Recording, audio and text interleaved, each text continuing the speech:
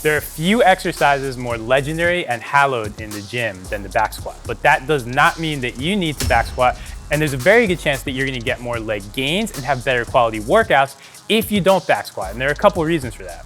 Our point is to help you understand where the back squat fits in among all the other leg exercises out there.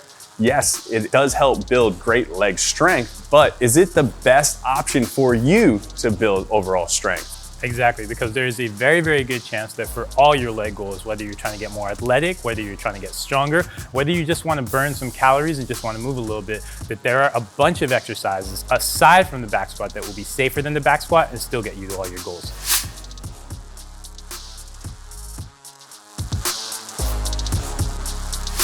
The first reason why the back squat should not be your go-to leg exercise is because you are not an elite athlete. Powerlifters, high-end athletes, they focus on this because it's their profession and what it's gonna do for them in their sport. When it comes to an everyday exercise to build strength and be more functional and live a better lifestyle, there are many other exercises that will help you. Exactly, and you go back to what you said at the outset, powerlifters, CrossFitters, very specific athletes learn the back squat because the back squat itself is a combination of two ideas. We have the idea of a squat where we're driving down, but we also have the idea of a hinge where we're pushing our butt back slightly. And you have to understand completely both of those mechanics before you even think about jumping into the back squat. That takes time. That is not something you do on your first personal training session. Reason number two, the back squat is a lot more taxing on your entire body than you may think and leaves you in positions that aren't too great to start with. The first challenge you wind up having is just holding the bar on your back because it's a lot tougher than you think. You have to find this really, really good strong position of external rotation.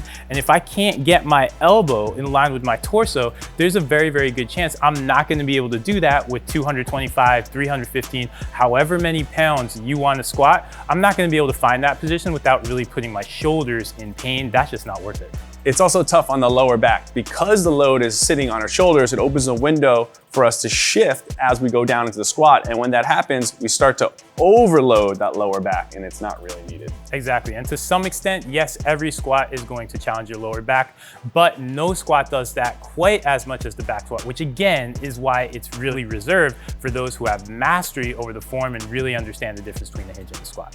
And that leads right into our third reason. The back squat is the least athletic squat there is. So if you're training for athleticism, which is why many, many people wind up doing it, it's not your best bet. Yes, you see on ESPN, you'll see Saquon Barkley, you'll see Nick Chubb, you'll see all these running backs back squatting a ton of weight, but the backbone of their routine is not the back squat. It winds up being motions that promote more athleticism because athletics happens in offset positions when we're shifting weight, and that's what you need to train more than the back squat. So if you're doing it for athleticism, just forget it. So we've got 3 exercises that can help you get to your goals without all the spinal stress and challenge that comes with the back squat. The first alternative to the back squat would be the goblet squat. Whether it's a dumbbell or kettlebell, we're holding the weight out in front of us. It's gonna force us into a more upright position, but most importantly, it's helping us focus on bracing of the core and keeping that upright spinal position. So therefore, it's overall healthier on the spine, allowing us to get in a better position, and we can still not only get core strength, but hit those legs like our focus was in the first place. One of the issues with the goblet squat is people tend to underestimate it. They pick up a 30 or a 50-pound dumbbell. That's as high as you tend to go on the goblet squat, and therefore you wind up missing the fact that you can pick up the biggest dumbbell in your gym, and you can get that same sort of core challenge that you're gonna get on the back squat that you would on the goblet squat. The other thing with the goblet squat is once we learn that core tension, that is something you really need to understand before you've even jumped into back squat, so it's a really, really good starting point.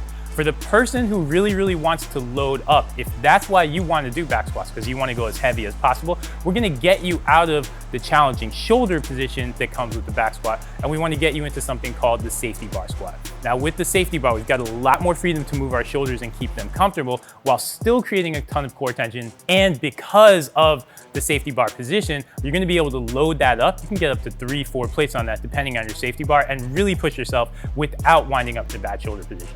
And that leads us to our third alternative, which would be the rear foot elevated split squat, or most commonly known as the Bulgarian split squat. Yes, it's a single leg exercise, but it's gonna help us eliminate imbalances, and it's gonna be a little bit more athletic and functional to your everyday life going forward. Exactly. NFL guys, NBA guys, if you're a high school football player, a high school basketball player, think about the Bulgarian split squat before you go to the back squat. The other thing with the Bulgarian, you can load that up if you really want to. Grab the heaviest dumbbells in your gym.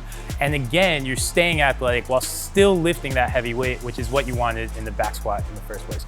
So skip the back squat, try these 3 alternatives, max these out. And then if you really, really want to go to the back squat after that, there's a very, very good chance after these 3 exercises crush you, you won't care for the back squat anyway.